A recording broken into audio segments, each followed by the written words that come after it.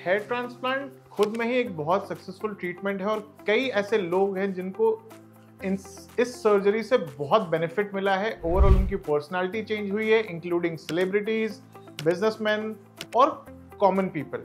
लेकिन फिर भी आज भी 90% से ज़्यादा ऐसे लोग हैं जो डरते हैं हेयर ट्रांसप्लांट करवाने से, क्योंकि उनको लगता है कि हेयर ट्रांसप्लांट बहुत ही पेनफुल प्रोसीजर है। तो आज इस वीडियो में हम बात करने जा रहे हैं कि क्या हेयर ट्रांसप्लांट एक पेनफुल प्रोसीजर है या ये एक पेनलेस सर्जरी है। अगर हम बात करें हेयर ट्रांसप्लांट की पर से, तो ये मोस्टली एक लोकल एनेस्थीसिया में करने वाला प्रोसीजर है।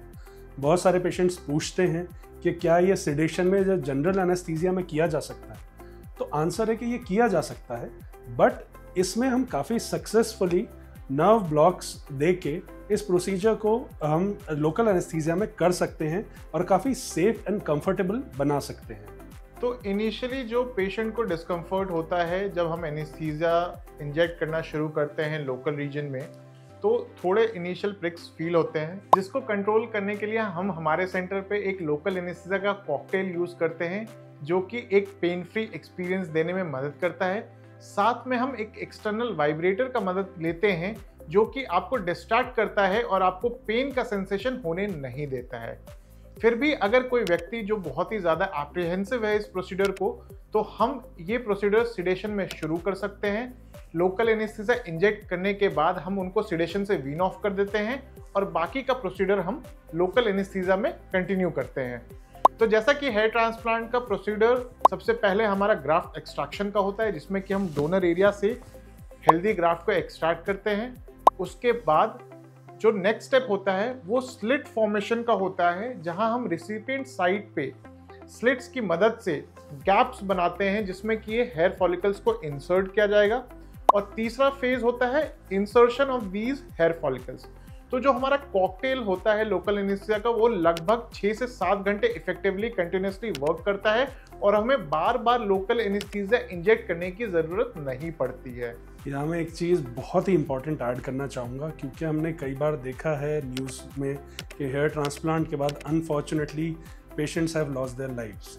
सो लोकल एनेस्थीसिया का जो ये कॉकटेल है, जिसके बारे में डॉक्टर कौशल ने बताया है, ये आपके बॉडी वेट के हिसाब से कैलकुलेट किया जाता है और बहुत ही मेथोडिकली और बिल्कुल स्पेसिफिकली दिया जाता है, ताकि ये कम से कम डोज में मैक्सिमम इफेक्ट दे और हम लंबे टाइम तक इसको यूज़ कर सके, ताकि आपका जो एक्सपीरियंस है वो कंफर्टेबल रहे। अगर आप हमारे पेशेंट के एक्सपीरियंस से जानेंगे तो आपको ये पता चलेगा कि इवन आफ्टर द ट्रांसप्लांट अगले 2-3 घंटे तक किसी भी पेशेंट को किसी भी तरीके का पेन महसूस नहीं होता है, क्योंकि ये लोकल एनेस्थीसिया का जो कॉकटेल है ये काफ़ी इफेक्टिव होता है। प्लस हम पोस्ट ऑपरेटिव फेज में इमीडिएटली पेशेंट को एक एंटीबायोटिक और एक पेन किलर देते हैं, जो आपके पेन को इमर्ज ही नहीं होने देता और ये लॉन्ग लास्टिंग इफेक्ट देता है आपको एक पेनलेस प्रोसीजर का। सो बेसिकली हेयर ट्रांसप्लांट को पेनलेस या पेन फ्री बनाने के लिए कुछ चीज़ें बहुत ही इंपॉर्टेंट है। सबसे पहले मेटिकुलस प्लानिंग, उसके बाद डोज के हिसाब से कैलकुलेट करना कि आपके लिए कितना लोकल एनेस्थीसिया ज़रूरी है या सेडेशन ज़रूरी है। उसके बाद एक क्विक एग्जीक्यूशन, ताकि हम क्विकली हार्वेस्ट करें, स्लिट्स बनाएं और उन्हें ग्राफ्ट कर सकें। एंड फिर पोस्ट ऑफ फेज में क्लोज मॉनिटरिंग कि आपको कितना डोज गया है लोकल एनेस्थीसिया का। उसके बाद pain killers and antibiotic course, ताकि जो पेन साइकिल है वो स्टार्ट ही ना हो पाए।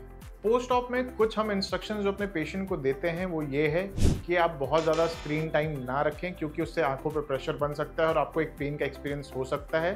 प्लस हम ड्रेसिंग इस हिसाब से करते हैं कि आगे के रीजन में हम बैंडेज लगाते हैं, जिससे कि जो हमने फ्लूइड्स और ये सारी चीज़ें इंजेक्ट करी हैं वो ट्रिकल डाउन होकर आपके पेरीऑर्बिटल एरिया में इकट्ठा ना हो, क्योंकि कई बार पेशेंट इससे भी पेन का कंप्लेन करते हैं जब ये स्वेलिंग आंखों के ऊपर तक बढ़ जाती है post transplant.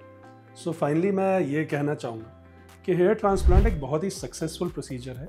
Completely pain free कोई भी सर्जिकल प्रोसीजर नहीं होता है, लेकिन हम कोशिश कर सकते हैं कि ये आपके लिए ज़्यादा से ज़्यादा कंफर्टेबल हो एंड इनिशियल कुछ प्रिक्स के पेन के बाद आपको कुछ भी फील ना हो। सो आई होप हेयर ट्रांसप्लांट से रिलेटेड इस पेन क्वेश्चन को आप समझ पाए होंगे एंड आपके कुछ डाउट्स हम क्लियर कर पाए होंगे।